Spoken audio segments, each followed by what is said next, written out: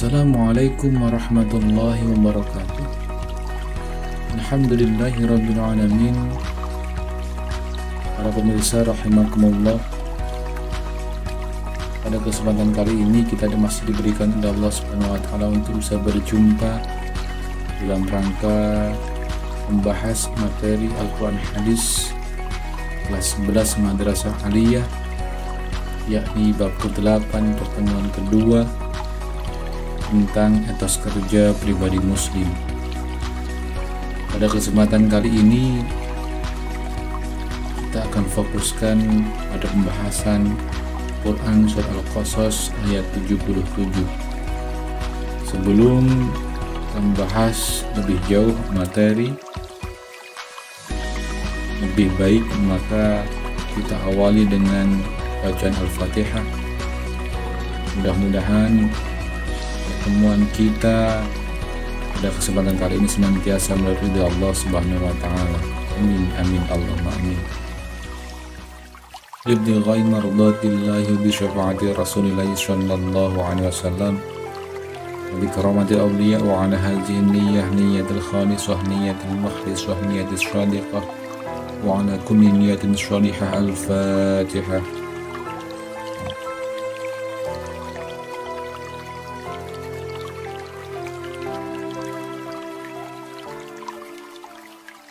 Para pemirsa rahimakumullah, sebelum kita jauh membahas materi, alangkah baiknya kita melihat dan membaca tujuan pembelajaran daripada materi pada bab ini. Yang pertama, peserta didik dapat mendemonstrasikan hafalan Quran Surat Al-Qasas ayat 77. Kemudian peserta didik dapat menyebutkan makna mufradat Quran Surat Al-Qasas ayat 77. Yang ketiga, peserta didik dapat menganalisis kandungan Quran Surat Al-Qasas ayat 77. Dan yang keempat, peserta didik dapat menunjukkan perilaku atas kerja dalam kehidupan sehari-hari. Tentunya ini yang merupakan gambaran serta penghayatan dari Quran Surat Al-Qasas ayat 77.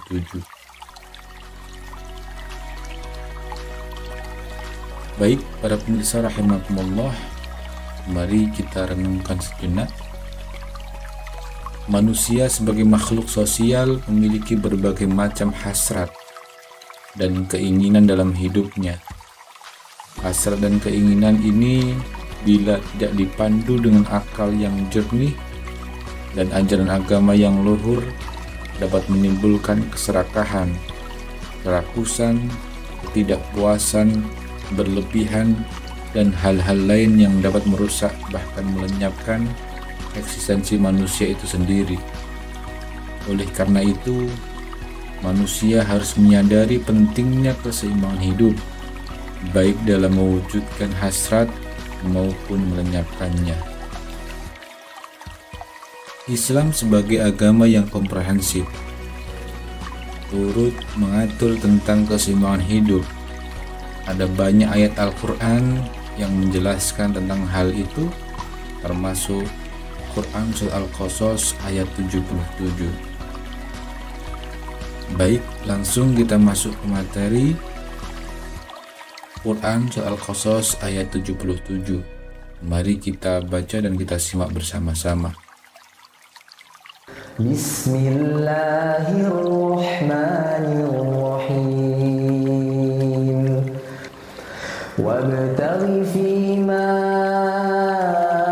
ataka Allahu ad-daral akhirah wa la tansa nasibaka minad dunya wa ahsin kama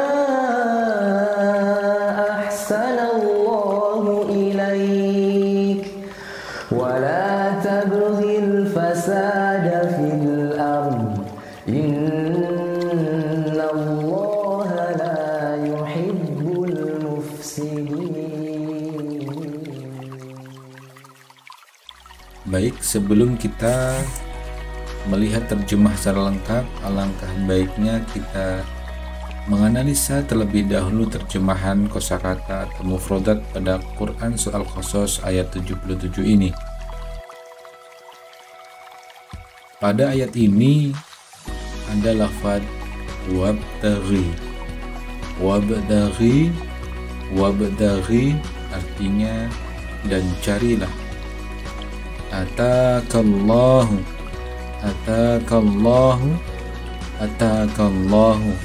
yang telah dianugerahkan Allah kepadamu. Wala tansa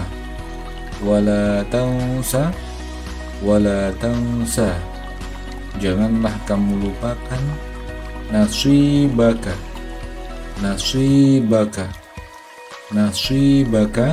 bagianmu. Wala tabghi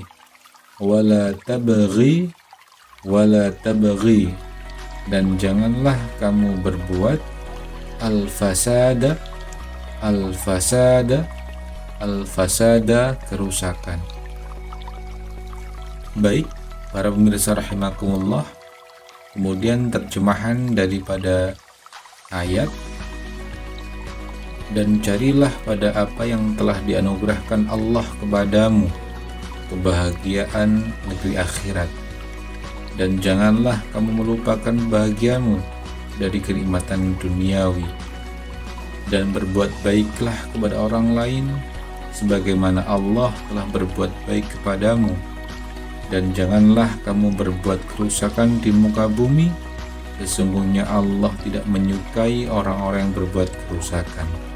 Quran Surat Al-Qasas ayat 77. Kemudian penjelasan ayat. Di awal ayat ini Allah Subhanahu wa Ta'ala memerintahkan kepada orang-orang yang beriman agar membuat keseimbangan antara usaha untuk memperoleh keperluan duniawi dan memenuhi keperluan ukhrawi. Tidak mengejar salah satunya dengan cara meninggalkan yang lain. Nabi Muhammad SAW sangat mencela orang yang hanya mengejar akhirat dan meninggalkan duniawi, apalagi menjadi beban orang lain dalam masalah nafkah. Pernah Rasulullah SAW mendapati seorang anak muda yang selalu berada di masjid. Kemudian beliau bertanya kepada sahabat, siapakah yang memberi nafkah untuk pemuda tersebut? Para sahabat menjawab, ayahnya. Beliau melanjutkan perkataannya bahwa ayahnya lebih baik daripada anaknya, sebab si pemuda seyogyanya bekerja mencari nafkah sehingga tidak menjadi beban orang lain. Pada saat kita mengerjakan ibadah, kita harus sungguh-sungguh dan penuh penghayatan. Misalnya sedang sholat, harus berusaha melupakan semua urusan duniawi dan hanya mengingat Allah Subhanahu wa Ta'ala, seolah tidak ada kesempatan lagi untuk beribadah kepadanya. Begitu juga dalam menghadapi urusan duniawi, harus penuh perhatian dan kesungguhan sehingga menimbulkan kesadaran bahwa semua perbuatannya itu akan dipertanggungjawabkan di hadapan Allah Subhanahu wa Ta'ala. Manusia terdiri dari jasmani dan rohani. Oleh karenanya penting bagi manusia untuk bisa menyeimbangkan antara kepentingan jasmani material dan rohani spiritual dalam diri manusia. Baik, selanjutnya ayat ini juga memerintahkan kepada manusia untuk bisa berbuat baik kepada Allah Subhanahu wa Ta'ala dan sesamanya. Kewajiban berbuat baik ini sebagai perwujudan sifat-sifat Allah Subhanahu wa Ta'ala yang Maha Rahman dan Rahim kepada seluruh makhluknya. Bentuk perbuatan baik itu dapat dikategorikan menjadi 4 hal, yaitu berbuat baik pada nikmat Allah Subhanahu wa Ta'ala berupa harta, kemewahan dan harta yang melimpah tidak boleh menjadikan dirinya lupa diri dan lupa terhadap kehidupan akhirat. Bentuk perbuatannya baiknya adalah dengan menggunakan harta untuk memberi nafkah keluarga, menyantuni anak yatim, ataupun biaya pendidikan keluarga. Kemudian yang kedua, berbuat baik kepada diri sendiri dengan memelihara kehidupan dirinya di dunia, namun tidak boleh bertentangan dengan ajaran Islam.